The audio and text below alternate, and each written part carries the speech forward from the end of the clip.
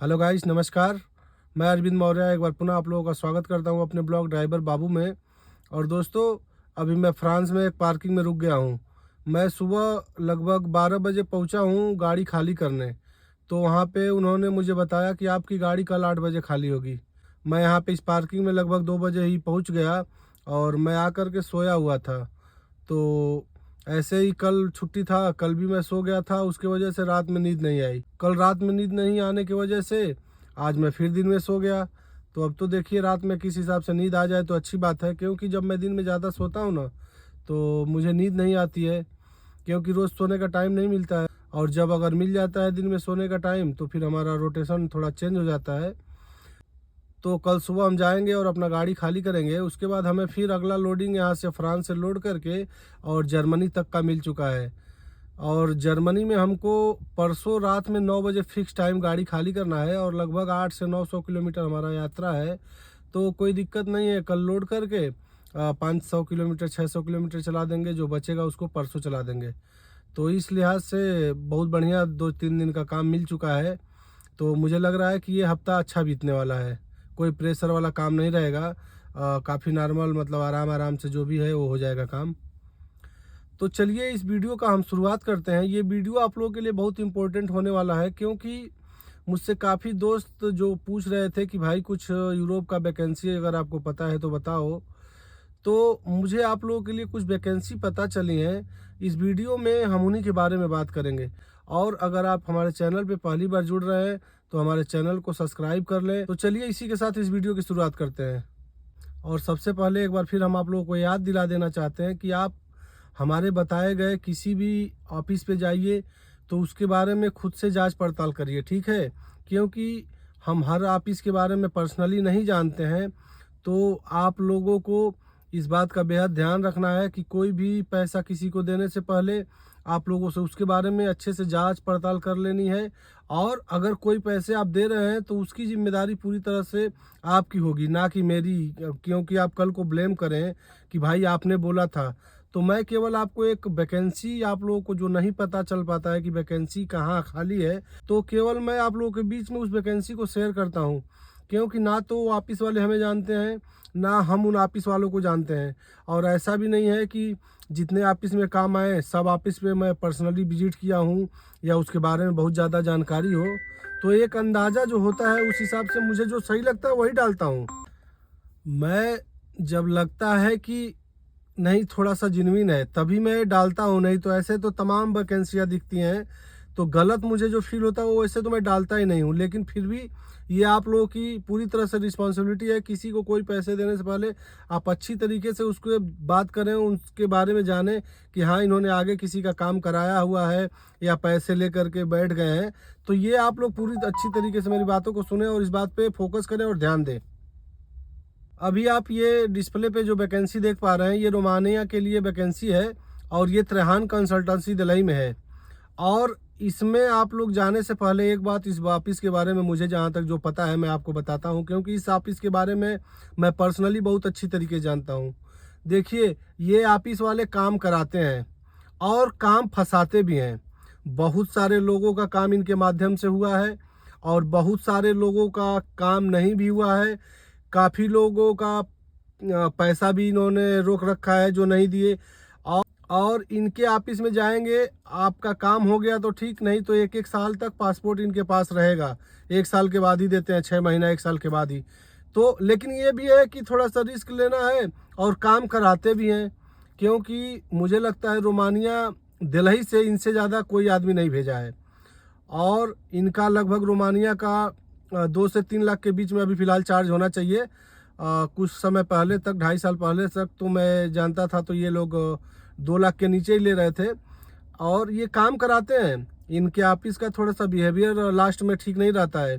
जब आप जाएंगे तो अच्छा रहेगा, जब आप पैसा दे देंगे, कुछ पैसा ये डिपॉजिट कराते हैं, तो उसके बाद इनका बिहेवियर थोड़ा चेंज हो जाता है, ठीक है? तो मान के चलिए आप इनके पास गए, इनको डॉक्यूमेंट दिए, इंटरव्यू किए और आपका काम हो गया तो आपके लिए ऑफिस अच्छा हो जाएगा। अगर आपका कुछ फंस गया, काम नहीं हुआ और ये दौड़ाते रहे तो ये दिक्कत भी हो सकता है।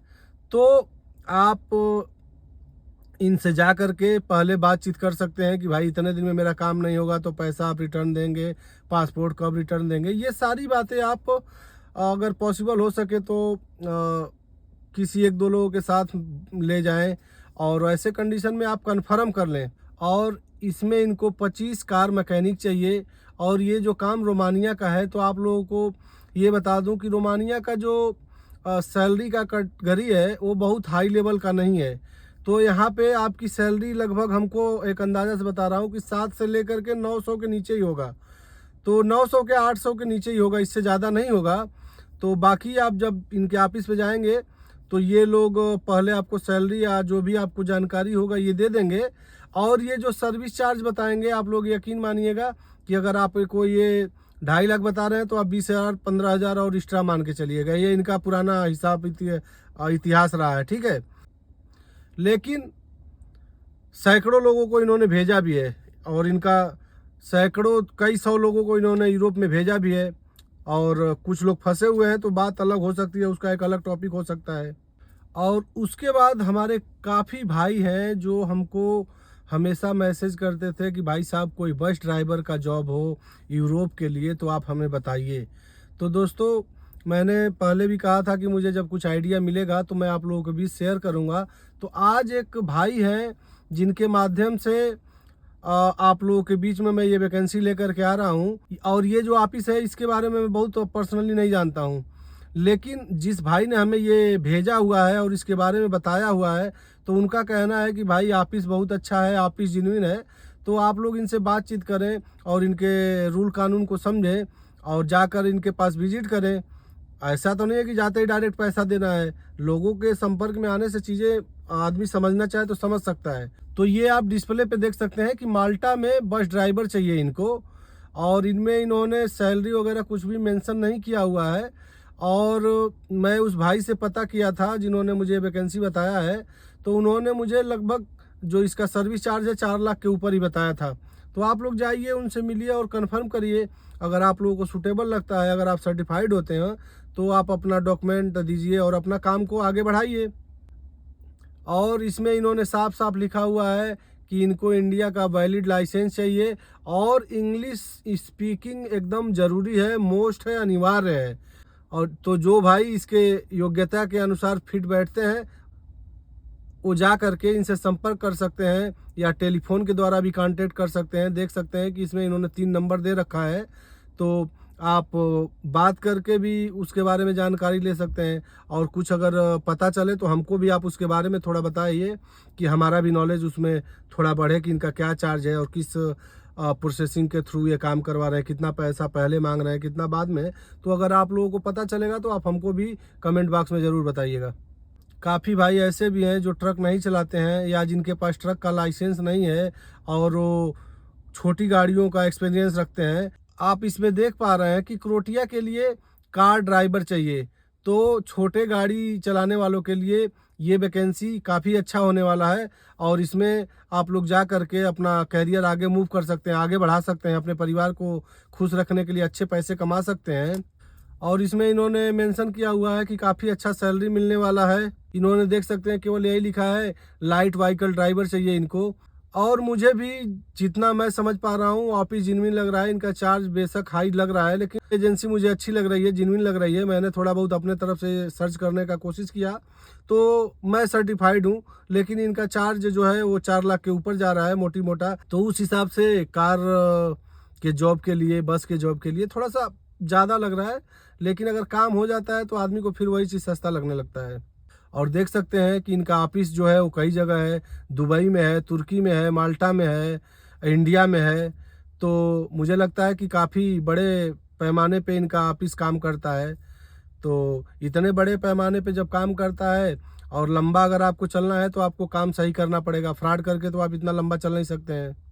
और ये जो अगली वैकेंसी है ये डायनामिक ऑफिस में है। और डायनेमिक ऑफिस इंडिया की बहुत अच्छी ऑफिस है, जिससे कि आपको कोई भी फ्रॉड होने का चांस नहीं है, आपके कोई पैसे फंसने के चांस नहीं है। अभी आप डिस्प्ले पे देख सकते हैं कि इनको चाहिए जिप्सम कारपेंटर। जिप्सम कारपेंटर अगर आप लोगों को पता हो तो अच्छी बात है, अगर नहीं पता हो तो मैं बता देता हूँ कि जो सीलिंग में, छत में डिजाइन बनता है, तो उसी को जो लोग काम करते हैं उसको जिप्सम कारपेंटर कहते हैं। तो पीओपी भी कुछ लोग हमारे यहाँ पीओपी भी बोलते हैं कि पीओपी का काम हम करते हैं, उसी को जिप्सम कारपेंटर बोलते हैं जो लोग काम करते हैं। और वाटर प्रूफिंग का जो लोग काम करते हैं, तो अगर आप लोग ये दोनों काम करते हैं तो इस नंबर पे आप कांटेक्ट करके इसके बारे में डिटेल जान सकते हैं। ये कुछ मुझे पता चला था बढ़िया जॉब आप लोगों के लिए, तो आप लोगों के बीच लेकर के आया हूँ। उम्मीद करता हूँ कि ये वीडियो आप लोगों को अच्छा लगेगा, आप लोगों को पसंद आएगा। अगर वीडियो पसंद आए तो लाइक करिए, शेयर करिए। इसी के साथ दोस्तों इस वीडियो को हम बंद करते हैं। जय हिंद, जय भारत।